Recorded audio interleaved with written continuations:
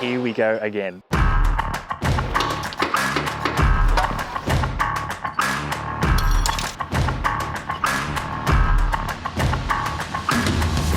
I'm having a whole lot of trouble here in the Iveco. Disaster strikes. The Iveco ran into some troubles. Codes come up where the vehicle went into limp mode.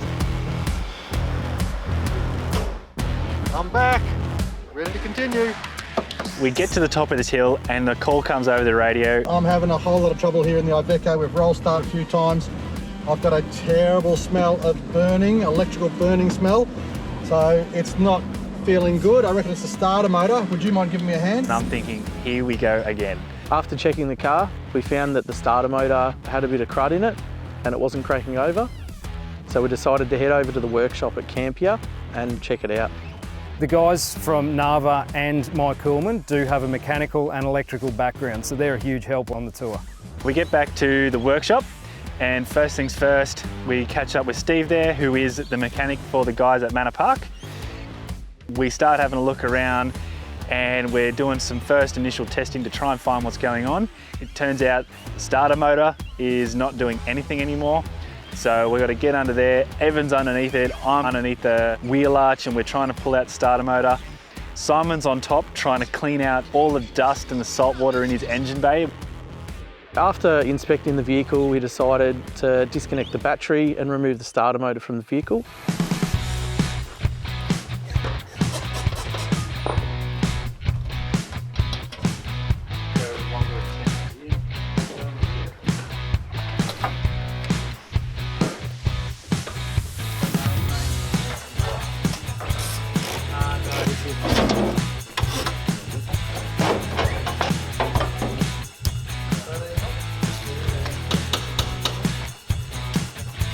Here's our culprit.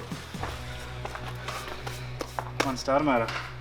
So I'm going to have a new starter here in about 3.5 hours. Should be brand new, but don't tell the guys. I want to see them put it back together. It would have a bit of water. It'll have a lot of stuff in there. How long do these normally take to cook in the air fryer? Is it healthy and nutritious?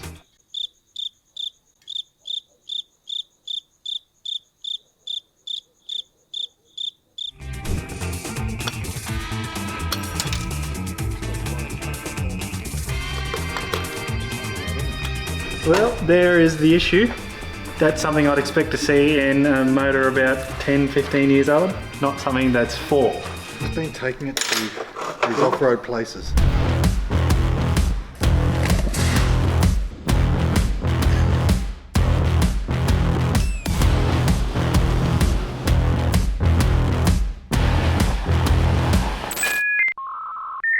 Got your contacts here that put power through to this part here, the windings, and there's magnets on the inside of that. And what happens is when the brushes touch these, charges it, and it pulls the motor around. This pulls in, makes contact, and switches internally here. When that pulls in, it slides this in as well, which pulls on the little arm there, and pulls it back. And at the same time it throws the cog forward, it's putting 12 volts into the starter motor to spin it. Correct. It only ever gets a momentary power. It's not getting clean cut, you can see it sparking off the earth. Yeah. There you go, that's a good throw. Yeah, that sounds nice. Sounds a bit like a supercharger spooling up. How you going there, Simon?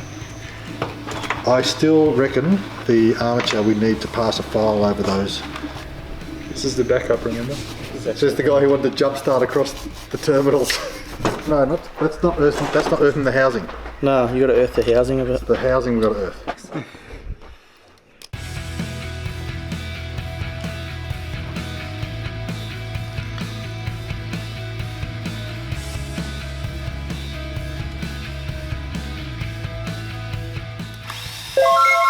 Charlie, since I pulled it off, do you want to do the honours of putting it back on?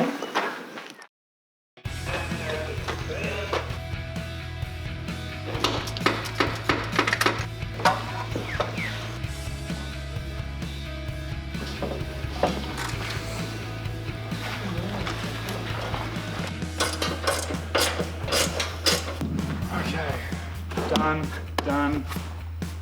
Yes, done.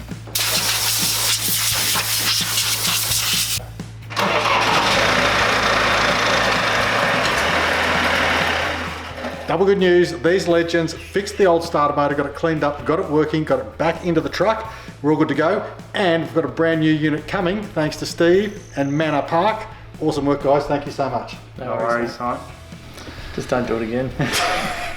Not today. Not today.